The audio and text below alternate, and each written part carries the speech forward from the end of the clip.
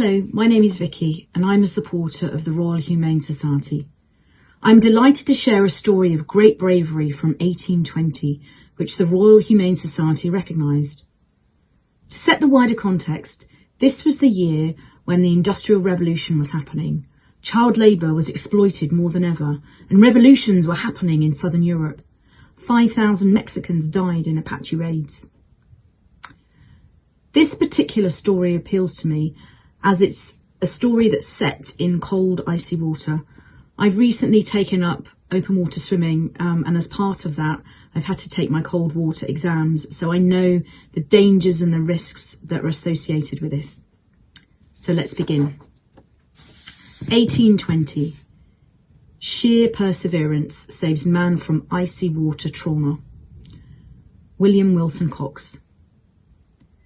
In the beginning of January last, about 7 o'clock in the evening, at Strand-on-the-Green near Kew Bridge, an alarm was given that there was a man in the water. 3 humane and intrepid fellows, Charles Powell, Richard Powell and John Cooksley, fishermen, immediately put into their boat and pulled towards the spot, which they could not approach nearer than by a distance of 10 yards from it, owing to the ice which had drifted there in considerable abundance. Active humanity is not easily discouraged. They left their boat and proceeded, contrary to the advice of the observers on the ice, upon the shore, towards the object of their solicitude, who was scarcely discernible, locked in as he was on all sides, surrounded by the ice. They found him with just his face and one hand above the surface of the water, retained there not by the active powers of life, but by the pressure of the floating mass about him, and by the rigidity and the angular position of the arm and of the hand, the fingers of which were bent over the edge of a piece of ice.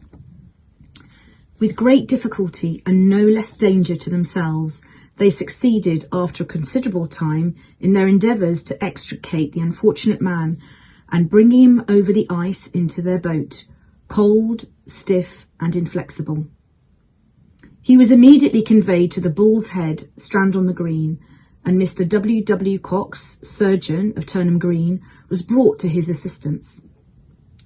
From the statement of this gentleman, who had made every possible inquiry, it would appear that the poor man probably had been in the water for the space of 2 hours.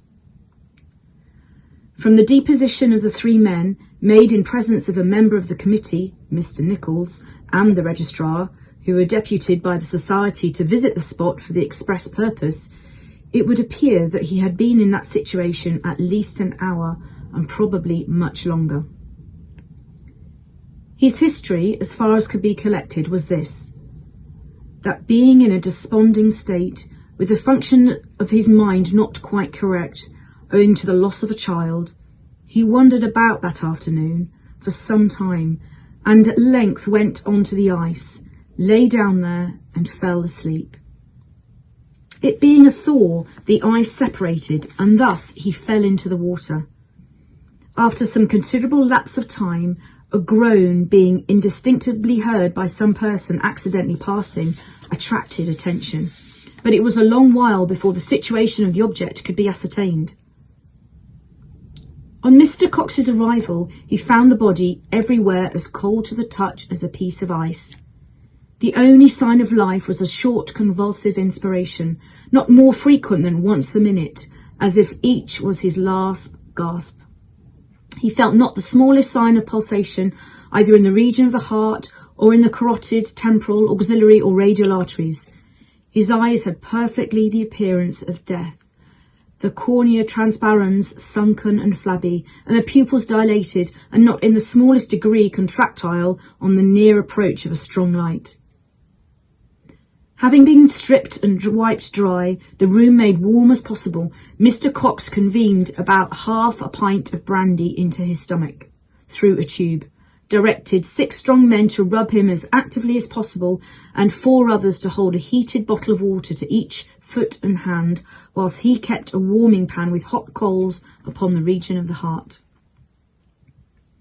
After 2 hours' perseverance in these measures, without any more promising symptoms of life, the warmth of any part of the body kept up by artificial means, Declining whenever those means were there but for a short time removed, Mr. Cox opened the brachial artery of the left arm, which was nearest the fire and the warmest.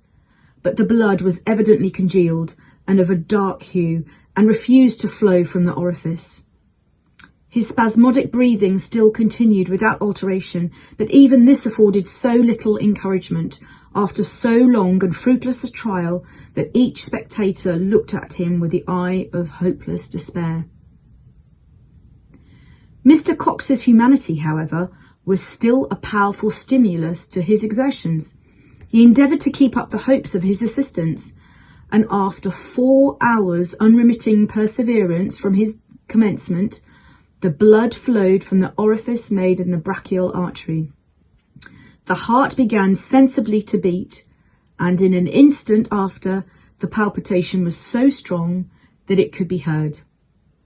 He soon after recovered his speech. Thank you for listening.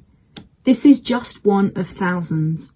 The Society is encouraging people to become one of their governors. For just £100 in 2024, you will be invited to attend a variety of Society events, such as the annual General Court, where you'll see awardees receive their medals and hear their amazing stories. You'll also get 250th anniversary certificate and an invitation to a special celebration at St Paul's Cathedral in September. If you'd like to find out more about the Society and their work, do visit their website and support them however you can in their 250th year. Thank you.